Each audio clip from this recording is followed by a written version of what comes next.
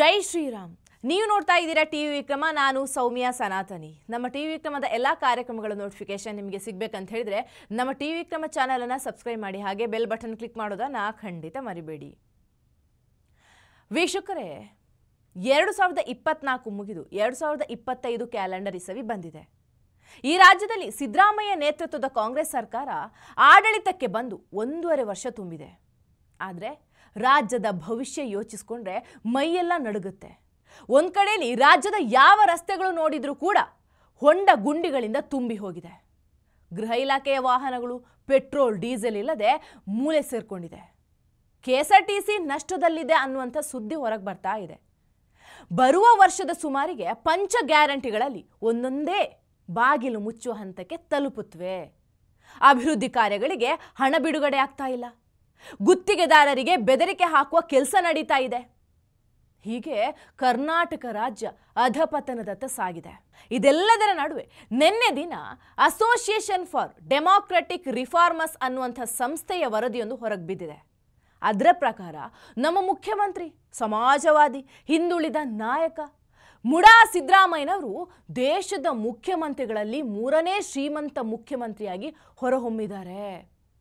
ಮತ್ತು ಇಂಟ್ರೆಸ್ಟಿಂಗ್ ವಿಷಯ ಏನಪ್ಪ ಅಂದರೆ, ಡಿ.ಕೆ. ಶಿವಕುಮಾರ್, ಪ್ರಿಯಾ ಕೃಷ್ಣ ಆದಿಯಾಗಿ ಅತಿ ಹೆಚ್ಚು ಶ್ರೀಮಂತ ಶಾಸಕರು ಇರುವುದು ಕೂಡ ನಮ್ಮ ಕರ್ನಾಟಕದಲ್ಲಿ ಅಂತ ಆ ಸಮೀಕ್ಷಾ ವರದಿ ಹೇಳಿದೆ. ಸಿದ್ದರಾಮಯ್ಯನವರು ತನ್ನನ್ನು ತಾನು ಸಮಾಜವಾದಿ ಅಂತ ಕರ್ಕೊಳ್ತಾರೆ. ಆದರೆ 55 ಕೋಟಿಗೂ ಹೆಚ್ಚು ಆಸ್ತಿ ಹೊಂದಿರುವಂಥ ಸಿಎಂ ಜನರನ್ನ ಮಂಗ ಮಾಡಿ ಆ ಗ್ಯಾರಂಟಿ ಈ ಗ್ಯಾರಂಟಿ ಅಂತ ಸುಳ್ಳು ಆಶ್ವಾಸನೆ ಕೊಟ್ಟು ರಾಜ್ಯದ ಆರ್ಥಿಕ ಸ್ಥಿತಿಯನ್ನು ಪಾತಾಳಕ್ಕೆ ಇಳಿಸಿಬಿಟ್ಟಿದ್ದಾರೆ. ಇಲ್ಲಿ ಹೇಗಿದೆ ಅಂದರೆ, ರಾಜ್ಯ ದಿವಾಳಿ ಆದರೆ ರಾಜ ಮಾತ್ರ ಕೋಟ್ಯಾಧೀಶ, ಹೀಗಂತ ಜನ ಆಡ್ಕೊಂಡು ನಗುವಂಥ ಸ್ಥಿತಿ ಬಂದಿದೆ. ಇವರ ಬಿಟ್ಟಿ ಸ್ಕೀಮ್ಗಳಿಂದ ಎಂಥ ದುಸ್ಥಿತಿ ನಿರ್ಮಾಣ ಆಗಿದೆ ಅಂದರೆ, ಅಲ್ಲಿ ಕರಾವಳಿ ಕಾವಲು ಪಡೆಗಳ ಬೋಟುಗಳಿಗೆ ಕೊಡಬೇಕಾಗಿರುವಂಥ ಡೀಸೆಲ್ ದುಡ್ಡು ಕಟ್ಟದೆ ಕೋಟ್ಯಾಂತರ ರೂಪಾಯಿ ಬಿಲ್ ಪೆಟ್ರೋಲ್ ಬಂಕ್ ಮಾಲೀಕರ ಜೇಬಿಗೆ ಸಂಚುಕಾರ ತಂದಿದೆ. ಸಮುದ್ರ ಕಳ್ಳ ಸಾಗಾಣಿಕೆದಾರರು, ಭಯೋತ್ಪಾದಕರು ಮುಂತಾದ ದೇಶ ವಿದ್ರೋಹಿಗಳ ಮೇಲೆ ಕಣ್ಣಿಟ್ಟು ಪಹರೆ ತಿರುಗಬೇಕಾದಂಥ ಬೋಟುಗಳು ಡೀಸೆಲ್ಗೆ ದುಡ್ಡಿಲ್ಲದೆ ಲಂಗರು ಹಾಕಿ ನಿಲ್ಲುವಂಥ ಸ್ಥಿತಿ ಬಂದಿದೆ. ಹಿಂದಿನ ಸರ್ಕಾರದ ಅವಧಿಯಲ್ಲಿ ರೈತ ವಿದ್ಯಾನಿಧಿ ಯೋಜನೆ ಅಡಿಯಲ್ಲಿ 13 ಲಕ್ಷ ವಿದ್ಯಾರ್ಥಿಗಳಿಗೆ ಸ್ಕಾಲರ್ಶಿಪ್ ಕೊಡಲಾಗಿತ್ತು. ದಲಿತ ಸಮುದಾಯಕ್ಕೆ ಮೀಸಲಿಟ್ಟಿದ್ದಂತಹ ಎಸ್ಸಿಪಿ ಟಿಎಸ್ಪಿಯ 11,380 ಕೋಟಿ ರೂಪಾಯಿ SC/ST ಅನುದಾನವನ್ನು ಪಂಚ ಗ್ಯಾರಂಟಿಗೆ ಬಳಸಿಕೊಳ್ಳಲಾಗಿದೆ.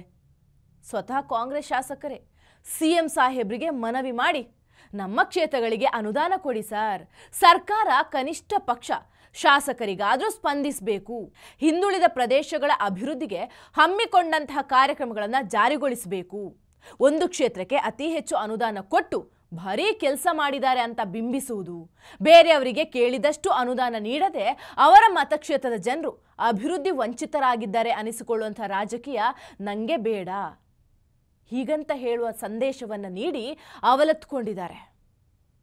ಬಿಜೆಪಿ ಜೆಡಿಎಸ್ ಶಾಸಕರ ಕ್ಷೇತ್ರಗಳ ಸ್ಥಿತಿಯಂತೂ ದೇವರಿಗೆ ಪ್ರೀತಿ. ಅದು ಎಲ್ಲಿ ತನಕ ಮುಟ್ಟಿದೆ ಅಂದರೆ, ಅವರು ಸದನದ ಬಾವಿಗೆ ಇಳಿದು ಪ್ರತಿಭಟನೆ ನಡೆಸಿ ಅನುದಾನ ಮಂಜೂರು ಮಾಡಿಸಿಕೊಳ್ಳುವಂಥ ದಯನೀಯ ಪರಿಸ್ಥಿತಿಗೆ ರಾಜ್ಯದ ಆರ್ಥಿಕತೆ ಹಳ್ಳ ಹಿಡಿದಿದೆ. ಗುತ್ತಿಗೆದಾರ ಸಚಿನ್ ಪಾಂಚಾಳ ಆತ್ಮಹತ್ಯೆ ಕೇಸ್ ಕೂಡ ಈ ದುಸ್ಥಿತಿಯ ಮುಂದುವರಿದ ಭಾಗ ಅಲ್ಲದೆ ಮತ್ತೇನು. ಇಷ್ಟೆಲ್ಲ ದಯನೀಯ ಪರಿಸ್ಥಿತಿ ಇದ್ರೂ ಕೂಡ ರಾಜ್ಯ ಸರ್ಕಾರದ ಮಂತ್ರಿಗಳ ಆಸ್ತಿ ಮಾತ್ರ ದಿನದಿಂದ ದಿನಕ್ಕೆ ಏರ್ತಾ ಬರ್ತಾ ಇದೆ. ಸಿದ್ದರಾಮಯ್ಯನವರ ಅಕ್ಕಪಕ್ಕದಲ್ಲಿ ಇರುವಂಥ ಚೇಲಗಳು ದಿನದಿಂದ ದಿನಕ್ಕೆ ದುಂಡಗಾಗ್ತಾ ಇದ್ದಾರೆ.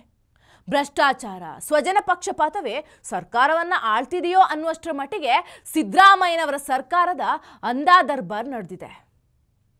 ಇನ್ನು ನಮ್ಮ ರಾಜ್ಯವನ್ನ ಆ ದೇವರೇ ಬಂದು ಕಾಪಾಡಬೇಕು. ಟಿವಿ ವಿಕ್ರಮ, ದೇಶ ನಿಮ್ಮ ಕೈಯಲ್ಲಿ. ಈ ಕಾರ್ಯಕ್ರಮ ನಿಮಗೆ ಇಷ್ಟ ಆಗಿದ್ದಲ್ಲಿ ಲೈಕ್, ಶೇರ್ ಹಾಗೂ ಕಮೆಂಟ್ ಮಾಡಿ. ಟಿವಿ ವಿಕ್ರಮದ ಕಾರ್ಯಕ್ರಮಗಳನ್ನು ನಿರಂತರವಾಗಿ ವೀಕ್ಷಿಸಲು ಸಬ್ಸ್ಕ್ರೈಬ್ ಮಾಡಿ, ಬೆಲ್ ಐಕನ್ ಒತ್ತಿ.